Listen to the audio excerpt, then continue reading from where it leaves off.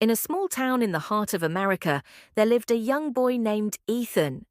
Ethan was the son of a hard-working farmer who owned a modest piece of land on the outskirts of the town. The family's livelihood depended entirely on their old farming equipment, especially a giant machine that had seen better days. This machine was crucial. It helped plough the fields and prepare the soil for planting. But lately, the machine had broken down, and no one seemed able to fix it. One hot afternoon, a sleek black car rolled down the dusty road toward the farm. The driver was a CEO from a big agricultural company in the city. He had come to inspect the farm's operations, hoping to invest in new technology to help the farmers improve their yield.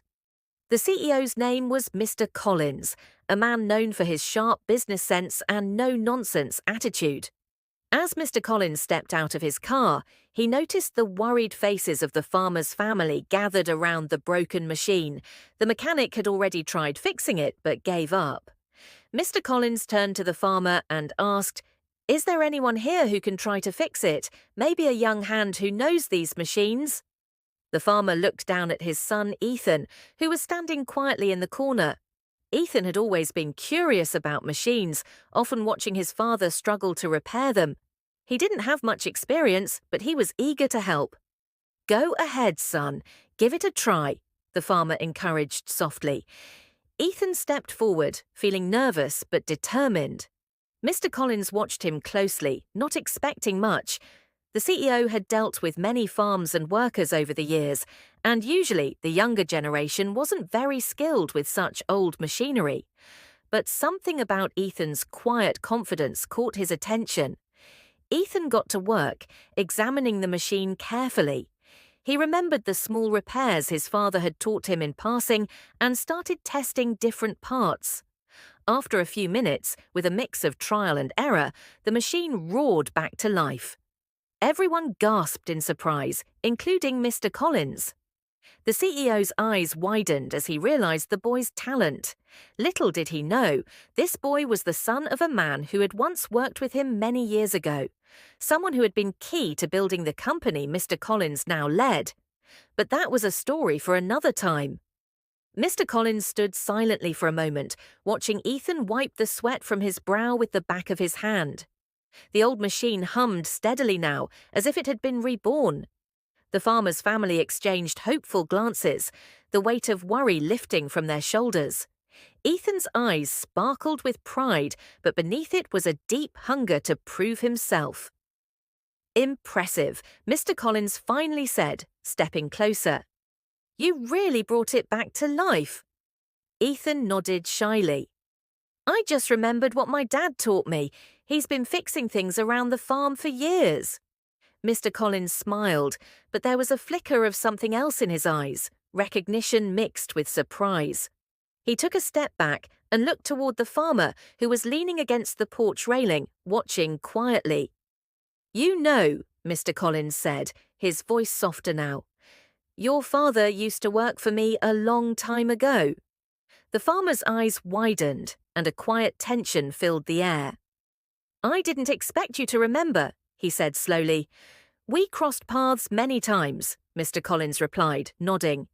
"He was one of the best hands I ever had, always loyal and hard-working. If it weren't for him, this company wouldn't be where it is today." Ethan listened closely, sensing the weight of those words.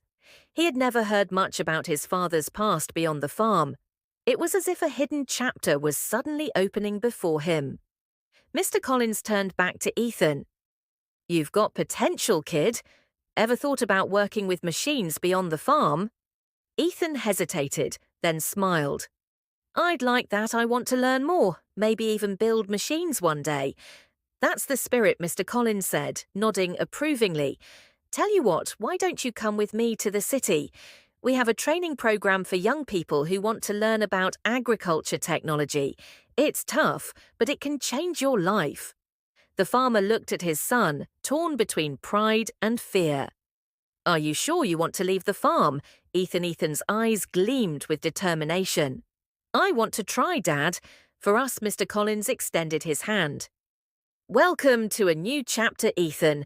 And just like that, A chance encounter by a broken machine was about to change everything for the farmer's son. The next morning, Ethan stood at the edge of the farm, a small duffel bag slung over his shoulder. The sun was barely up, casting long golden streaks over the fields.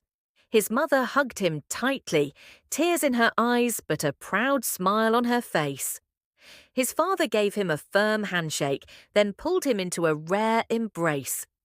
"You take care of yourself, son," his father said gruffly. "And don't forget where you come from, I won't." Ethan promised. The black car pulled up again, and Mr. Collins stepped out, nodding at the family respectfully. "Ready?" he asked. Ethan nodded and climbed into the car. As they drove off, he looked back at the farm growing smaller in the distance. He didn't know what lay ahead, but his heart beat with excitement and nerves. The city was overwhelming, towering buildings, honking cars, endless movement.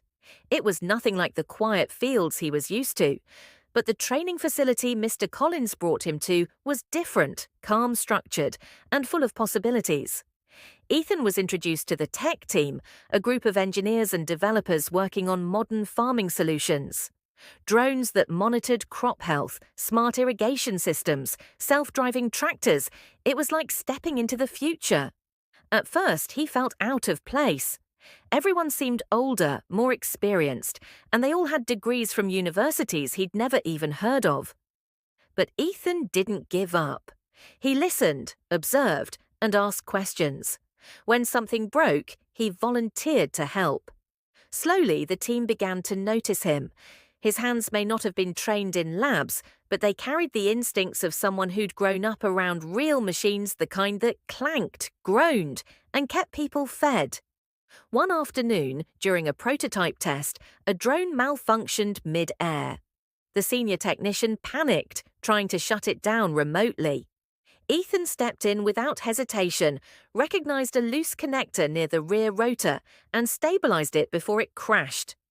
Mr. Collins, who had been observing silently, smiled. "Not bad," he said later. "You're doing more than just fitting in, Ethan."